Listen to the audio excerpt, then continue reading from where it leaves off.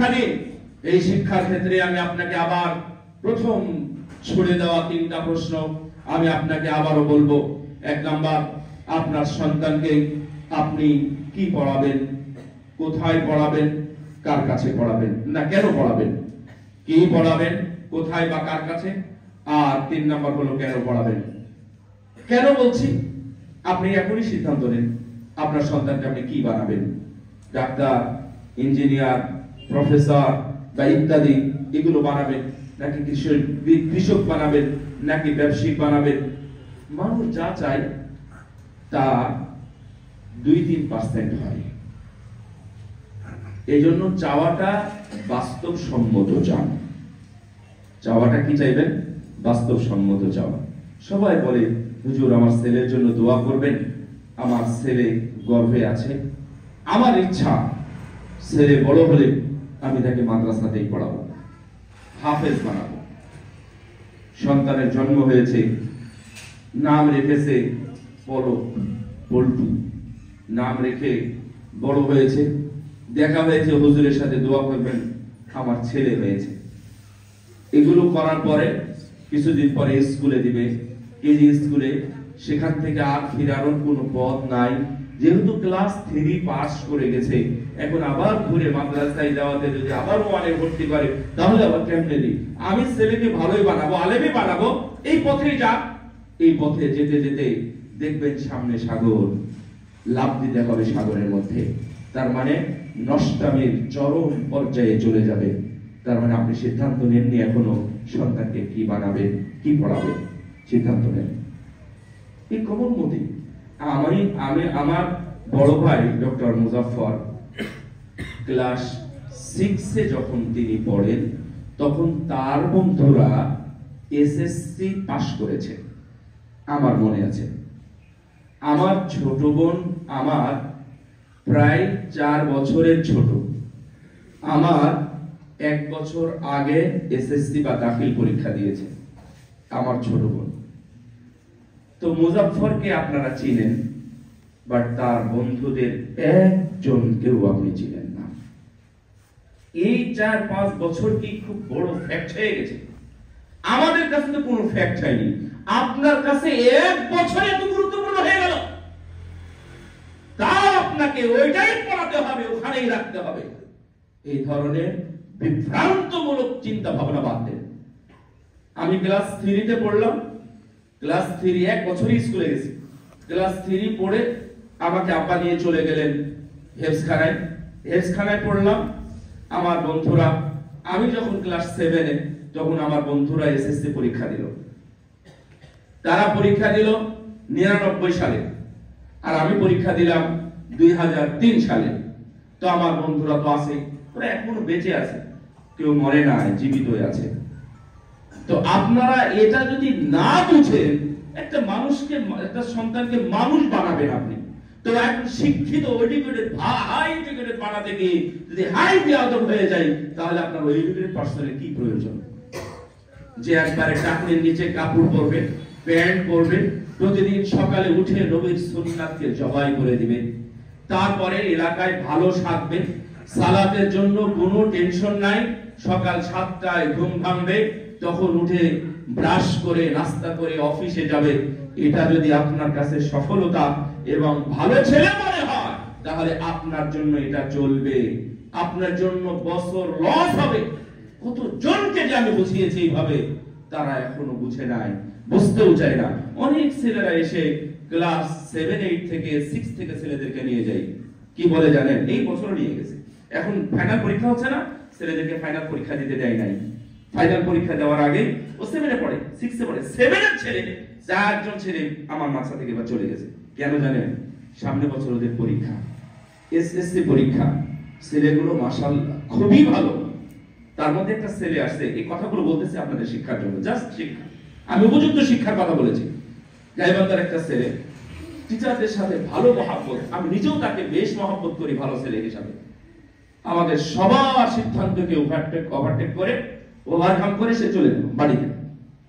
বাড়িতে যাওয়ার পরে এসএসসি পরীক্ষা দিবে সামনে 25 সালে, এই উদ্দেশ্যে যখন গিয়ে দেখছে যে আমি এল থেকে বহু দূরে চলে গেছি, আবার আমাকে ফোন দেওয়া শুরু করেছে, অনেকবার ফোন দিয়েছে। তো যাই হোক, আমি উপযুক্ত জবাব বা ভালো জবাব দিতে চাই নাই, কিন্তু আমি নিষেধও করি নাই। আবার সে মাদ্রাসায় আসছে, সেদিনে দেখা হয়েছে। তো দেখলাম যে হাও মাও করে কাঁদতেছে আমাকে দেখে। তার মানে ও এলএম থেকে যে হারিয়ে গেছে অনেক দূরে, জাস্ট এই দাখিল এসএসসি নামক এই পরীক্ষা দিতে গিয়ে। আমরা তো ছেলেদেরকে উৎসাহ দিই, বিশেষ করে আমাদের প্রতিষ্ঠানের ছেলেদের জন্য একবারে দরজা উন্মুক্ত করে দিয়েছি। ও ক্লাস অনুযায়ী পরীক্ষা দিবে, আলিয়াতেই পরীক্ষা দিবে, কোনো সমস্যা নেই, কারণ আমরা ওইভাবেই বড় হয়েছি, আমরা ওইভাবে পরীক্ষা দিয়ে বড় হয়েছি। তাহলে আমাদের ছেলেরা করতে পারবে না কেন? আপনারা অযথাই টেনশন করেন। 2 বছর 3 বছর আগে আগে এসএসসি পাস করবে, মাস্টার্স পাস করবে, ও 6 বছর বসে থাকবে, চাকরি পাবে না। তাহলে কি লাভ হলো আপনার? আমরা জীবনে কোনোদিন কোচিংও করতে যাই না, কারো কাছে প্রাইভেটও পড়ি না। দুনিয়ার কোন ব্যক্তি বলতে পারবে না, কোন শিক্ষাবিদ বলতে পারবে না আমি তার কাছে 2 দিন প্রাইভেট পড়েছি, অথবা আমি 2 দিন তার কাছে পড়েছি, কোন কোচিংও যাই নাই। রাজশাহী বিশ্ববিদ্যালয়ের অ্যাডমিশন টেস্টে আমি ফার্স্ট হয়েছি। কেউ বলতে পারবে না আমি কারো কাছে কোচিং করেছি, কেউ বলতে পারবে না। এটা আপনারা ভুল ভাবছেন, যেটা ভাবতেছেন সেটা হলো মেধা। নো, কখনোই মেধা নয়। আমি আমার অনুযায়ী পড়াশোনা করে গেছি। এভাবে একটা মানুষ, সন্তান মানুষ হতে পারে। আর আপনারা অযথাই টেনশন করেন যে না বয়স হয়ে গেল 7, 8, ওকে এখন 1ই পাস করলো না, বয়স হয়ে গেল 15, ও তো এখন পর্যন্ত ক্লাস 3তেই আছে, তাহলে কেমনে হবে? আপনি ওকে পড়ান, ও 3 ক্লাস পরে তো নাও পড়তে পারে, কিন্তু 1 ক্লাস পড়ুক, সেটা ভালো পড়ুক। আমার কথা বুঝতে পারছেন? তাহলে উপযুক্ত পড়া, যদি উপযুক্ত পড়াশোনা আপনি না দেন, তাহলে এই পড়াশোনা দিয়ে শুধু ডিগ্রি অর্জন হবে, ভালো মানুষ তৈরি করতে পারবেন না। সম্মানিত উপস্থিতি, আমার এটাই বলার ছিল, ভালো উপযুক্ত শিক্ষা দিন। এই বিষয়ে আরো অনেক কথা আছে। কি হবে শিক্ষা অর্জন করে, কি হবে? আচ্ছা আবার বলি, লিয়ুনযিরু কওমাহুম ইযা রাজাউ ইলাইহিম লাআল্লাহুম ইয়াহযারুন। যখন সে শিক্ষা অর্জন করবে, শিক্ষিত হয়ে এলাকায় ফিরবে, আল্লাহর ভাষা বলছে এটা, এলাকায় ফিরবে, ফিরে তাদেরকে সতর্ক করবে, এটা হারাম, এটা অবৈধ, এটা নাজায়েজ, এটা অন্যায়, এটা শিরক, এটা বিদআত, এটা চলে না, এইভাবে সালাত আদায় করা ভুল, এইভাবে জাতিকে সে ঠিক করবে। আল্লাহ বলছেন লাআল্লাহুম ইয়াহযারুন, অবশ্যই শুনে তারা সতর্ক হবে। আপনারা এই এলাকার কোন সন্তান পড়াশোনা করে এসে যদি বলে যে চাচা আপনার সেজদাটা ঠিক মতো দেন, এটা কি আপনার কি ভালো হবে নাকি খারাপ হবে? কেন সেজদার কথা বললাম জানেন? আমার বিশ্লেষণে পুরো বাংলাদেশের মুসলিম বা আহলে হাদিসের সমাজের মধ্যে আমি যারা মানে মাযহাবী আছে, তারা বিভিন্ন দিক থেকে অনেক পিছিয়ে আছে। তার কারণ অনেক বিষয়ে তারা মাযহাবকে প্রাধান্য দিতে চায়, কোরআন সুন্নাহকে প্রাধান্য দিতেই চায় না। এটা ভিন্ন কথা। আমি আহলে হাদিসের কথা বলছি, অধিকাংশ মানুষ সেজদায় দিতে জানে না। প্র্যাকটিক্যাল সালাতে গিয়ে তাদেরকে বলে যে এইভাবে সেজদা দেন, এইভাবে সেজদা দিতে হবে, তারা পিছনটা খাড়া করে না, মাঝখানে ফাঁকা রাখে না। আপনার মা বোনেরা কি এখানে থাকে? মা বোনদের সালাতে এখানে যদি প্র্যাকটিক্যাল শিক্ষা না দেন, আমি তো আর আপনার মা বোনকে শিক্ষা দিতে পারবো না। আমি আমার স্ত্রী, আমার বোনকে, আমার মাকে আমি শিক্ষা দিতে পারবো। তাহলে এই শিক্ষাটা কে দিবে? আপনাকে দিতে হবে। আপনার সন্তান এসে তার মাকে ঠিক করবে, মা আপনার এভাবে সেজদা দিয়ে হচ্ছে না, আপনি এভাবে বসেন কেন, এইভাবে দাঁড়ান কেন, এইটা তো হবে না। এই কথা তো আমি আমার মাকে কাপড় তুলে দিতাম যখন নানির বাড়ি যেত, নানির বাড়ির পাশেই, আমি বলতাম যে না এইভাবে যাওয়া যাবে না, এইভাবে। আমি তখন অনেক ছোট, হেলসখানায় পড়তাম, তখন এসব মাকে ঠিক করেছি। আমি আমার বোনকে কিভাবে কাপড় পরাতে আমি শিখিয়েছি, যদিও আমি আবুল হাদিস এলাকার সন্তান, তারপরও ঠিক করতে হয়েছে। তো আপনি যদি ঠিক না করেন, তাহলে ওই শিক্ষা কোনো কাজ নেই। আল্লাহ বলছেন এসে তার জাতিকে ঠিক করবে। সম্মানিত উপস্থিতি, 3 নম্বর হলো আদব শিক্ষা দেওয়া। শিক্ষার পরে আদব, এটা কেন? শিক্ষার পরে আদবের অনেক দরকার আছে। কারণ শিক্ষিত মানুষ বেয়াদব হলে সবচেয়ে খারাপ হয়, আর অশিক্ষিত মানুষ যদি আদব বলা হয় তাহলে মানুষ খুবই সুনাম করে। এমনকি একজন শিক্ষিত প্রফেসর, ডক্টর ইত্যাদি এত গুণ নিয়ে আসার পরেও যদি একটা ছেলের সাথে বেয়াদবি করে, অথবা ইমামের সাথে বেয়াদবির সাথে কথা বলে, তাহলে অনেকে বলে এ তো মূর্খ, এ তো বেয়াদব। বেয়াদব বলবে শয়তান সবচেয়ে বড় শিক্ষিত, কিন্তু সে বেয়াদব, সে মানে নাই। আদব শিখাতে হবে। আপনার বাড়িতে আদব শিখাবেন। আদব শিখানোর জন্য আমি একটা টিপস দিয়ে দিই। ভালো মানুষের সাথে চলাবেন, ভালো বন্ধু গ্রহণ করাবেন, ভালো মানুষদেরকে দাওয়াত দিবেন, ভালো মানুষদেরকে বাড়িতে উঠা বসা করার সুযোগ দিবেন, পরহেজগার সে যদিও হয় গরিব মানুষ, সে যদিও হয় ধনী মানুষ, সে যদিও হয় আলেম, যদিও হয় মসজিদের খাদেম, ওই ভালো মানুষের সাথে উঠা বসা করাবেন, আপনার ছেলে ইনশাআল্লাহ আদব শিখবে। ইমাম মালিকের মা রাহিমাহুল্লাহ, ইমাম মালিক রাহিমাহুল্লাহর মা তাকে মসজিদে পাঠাচ্ছেন, পাঠানোর সময় বলতেছেন, যাও তুমি তোমার উস্তাদের কাছে গিয়ে ইলম অর্জন করবে, তবে ইলমের আগে তুমি আদব শিখবে, আদব শেখার পরে তুমি ইলম অর্জন করবে। সম্মানিত উপস্থিতি, আমি জাস্ট 3-4টা বলতে চেয়েছিলাম। তো এইটা এক নাম্বার বললাম হচ্ছে হালাল উপার্জন করা, 2 নাম্বার হচ্ছে উপযুক্ত শিক্ষা দেওয়া, 3 নাম্বার আদব শিক্ষা দেওয়া, এবং 4 নাম্বার হলো মা বাবা হিসাবে উপযুক্ত মা বাবা হওয়া। আপনি মা বাবা হবেন, একটু দেখেন দোয়া করা। হাসানুল বসরি রাহিমাহুল্লাহ কাছে এসে একজন জিজ্ঞাসা করলেন, আচ্ছা শেখ বলেন তো আমি কি ভালো মানুষ? দেখেন প্রশ্নটা কঠিন, উত্তরটা কিভাবে সহজ হবে। এসে বললেন যে আমি কি ভালো মানুষ? হাসানুল বসরি রাহিমাহুল্লাহ বলছেন যে ইন কুনতা তাদউ লিওয়ালিদাইকা ফাআনতা ওয়ালাদুন সালিহ লিহাদিথিন নবী সাল্লাল্লাহু আলাইহি ওয়াসাল্লাম। তুমি ভালো মানুষ নাকি খারাপ মানুষ এটা তো আমি জানি না, তবে একটা জিনিস হলো তুমি যদি মা বাবার জন্য দোয়া করো তাহলে হাদিস অনুযায়ী তুমি একজন ভালো মানুষ। সুবহানাল্লাহ। মা বাবার জন্য দোয়া করেন, রব্বিরহামহুমা কামা রাব্বায়ানি সগীরা। আবার বলেন তো, রব্বিরহামহুমা কামা রাব্বায়ানি সগীরা। আরে এই দোয়ার মাধ্যমে আপনি কেমন মানুষ তা জানেন, তবে দোয়ার মাধ্যমে আপনি ভালো মানুষ হয়ে গেছেন, আলহামদুলিল্লাহ। কারণ হাদিসে আছে ওয়ালাদিন সালিহ ইয়াদউ লাহু, ভালো সন্তান সে যে তার মা বাবার জন্য দোয়া করে। তার মানে আপনি যদি মা বাবার জন্য দোয়া করে থাকেন তাহলে আপনার সন্তানও মা বাবার জন্য তথা আপনার জন্য দোয়া করবে, করবে না? মা বাবার দোয়া যেহেতু, এই অধ্যায়টা তার যাওয়ার দরকার নাই, যে মা বাবার দোয়া যেহেতু আল্লাহর কাছে সরাসরি পৌঁছে যায়, সন্তানের দোয়া মা বাবার জন্য যেহেতু সরাসরি পৌঁছে যায়, মাঝখানে কোন স্তর নেই, কোন পর্দা নেই, এমনকি খেজুরের আটির উপরে যে পর্দা থাকে, অর্থাৎ শ্বাস খাওয়ার পরে আটির উপরে একেবারে ফিনফিনে পাতলা সাদা একটা পর্দা থাকে, আমার নবী বলেছেন এই পর্দাটাও ঠেকানোর কিছু থাকে না, সরাসরি আল্লাহর দরবারে কবুল হয়ে যায়। সুবহানাল্লাহ।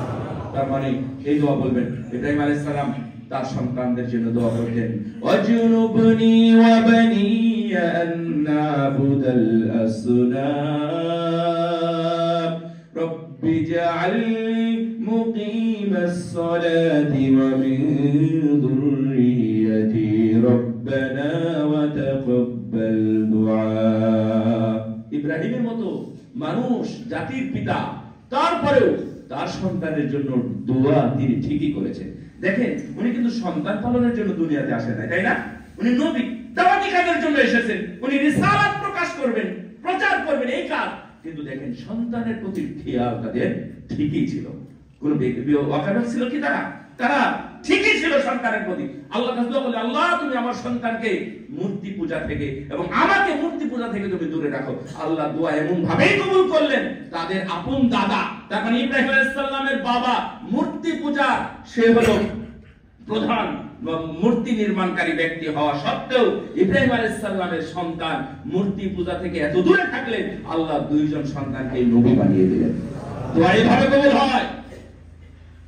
মারিয়াম আলাইহিস সালাম, মারিয়ামের মা আল্লাহর কাছে দোয়া করেছিলেন, কি বলেছিলেন? যে আর ইন্নী উঈদুকা মিন যুররিয়াতি, তারপরে কি জানো দোয়া করলেন যে আল্লাহ আমার পেটে যা আছে আমার এই সন্তানের জন্য আমি তোমার কাছে আশ্রয় চাই, এবং এর পেট থেকে যে সন্তান হবে আমি তার জন্য আমি তোমার কাছে আশ্রয় চাচ্ছি।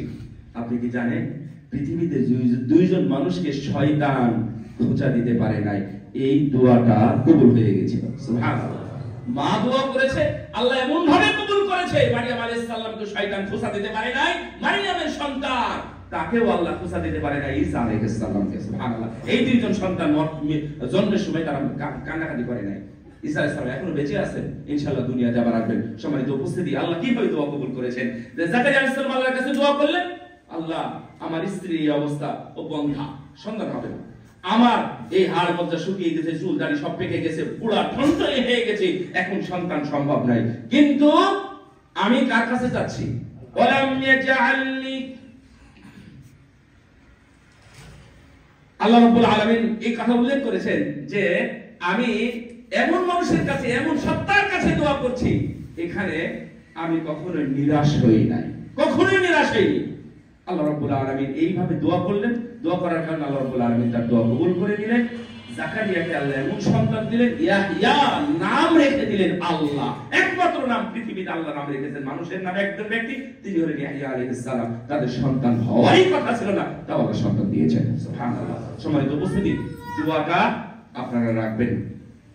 সময় অনেক বেড়ে গেছে। এই গল্পগুলো, এই 3-4টা পয়েন্টের উল্লেখযোগ্য বিষয় হলো যে একটা আমি ছোট্ট গল্প করতে চেয়েছিলাম, এই গল্পটা করে আমি শেষ করব। মুকাতিল ইবনে সুলাইমান উনি বিখ্যাত একজন রাবী, তাবিঈ। তো মুকাতিল ইবনে সুলাইমানের মৃত্যু কিন্তু ইমাম আবু হানিফার মৃত্যুর বছর তথা 150 হিজরিতে। যখন খলিফা মানসুর বায়াত গ্রহণ করেন, তখন তিনি সেখানে গেলেন। যাওয়ার পরে বসে আছেন, খলিফা মানসুর বললেন, আপনি আমাকে কিছু নসিহা করেন, আজকে আমি খলিফা হলাম।